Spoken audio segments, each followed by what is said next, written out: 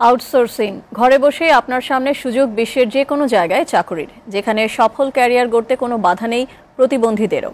এই সুযোগ কাজে লাগিয়ে আগামী 4 বছরে বিভিন্ন প্রশিক্ষণের মাধ্যমে 10 লাখ তথ্য ও প্রযুক্তি নির্ভর দক্ষ জনবল তৈরি করতে চায় সরকার। প্রতিমন্ত্রী বলেছেন, এই খাত থেকে বর্তমানে রপ্তানি আয় $250 মিলিয়ন, যা আগামী 4 বছরে $1 বিলিয়ন উন্নীত করতে কাজ করছে সরকার। বাকিটা জানাচ্ছেন প্লাবন রহমান।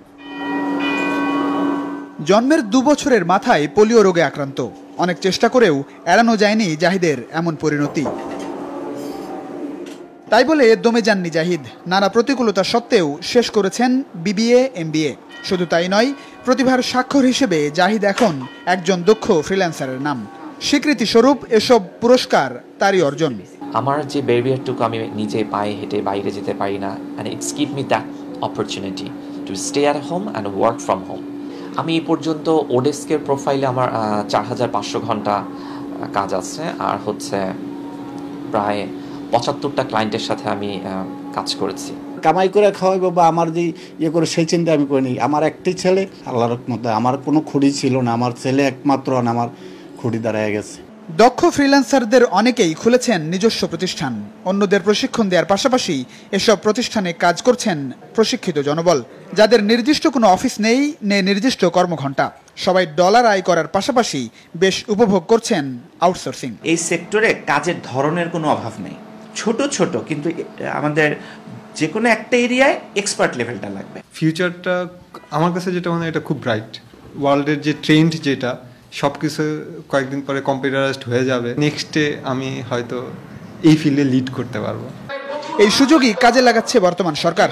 শুধু রাজধানী নয়, তথ্য ও প্রযুক্তি নির্ভর বিভিন্ন প্রশিক্ষণ কর্মসূচি চলছে উপজেলা পর্যায়ে। পর্যায়ক্রমে আগামী 4 বছরে 10 লাখ মানুষকে এই কর্মসূচির আওতায় আনতে চায় সরকার। প্রতি মাসেই $200-300 করে ইনকাম করছি। ফেসবুক এবং জিমেইল অ্যাকাউন্ট খুলতে পারি এবং তাদের সাথে কাজ করছি, এভাবে আমি অনেক ইনকাম করছি। কোনো একটা স্কিল যদি আমরা তাদেরকে দ্রুত শেখাতে পারি, তাহলে সারা দেশের বেকারত্ব প্রায় 80% নির্মূল করা সম্ভব। আমরা গার্মেন্টসে যাদেরকে দিয়েছি তারা কিন্তু আনস্কিল লেবার আমাদের, কিন্তু এখানে কিন্তু আনস্কিল লোক হলে চলবে না, এখানে লাগবে স্কিল্ড ম্যান পাওয়ার। এই স্কিল্ড ম্যান পাওয়ার তৈরিটা হচ্ছে প্রধান চ্যালেঞ্জ। আমাদের বর্তমানে যে $250 মিলিয়ন আইসিটি রপ্তানি আয় রয়েছে, সেই $250 মিলিয়ন কে আমরা $1 বিলিয়ন উন্নীত করব এবং আগামী 4 বছরে প্রায় 10 লাখ মানুষের এই তথ্য প্রযুক্তি নির্ভর আমরা কর্মসংস্থানের ব্যবস্থা করব। বাংলাদেশে বর্তমান জনসংখ্যার 60 থেকে 65% তরুণ, যাদের একটা বড় অংশই ইন্টারনেটের আওতায়।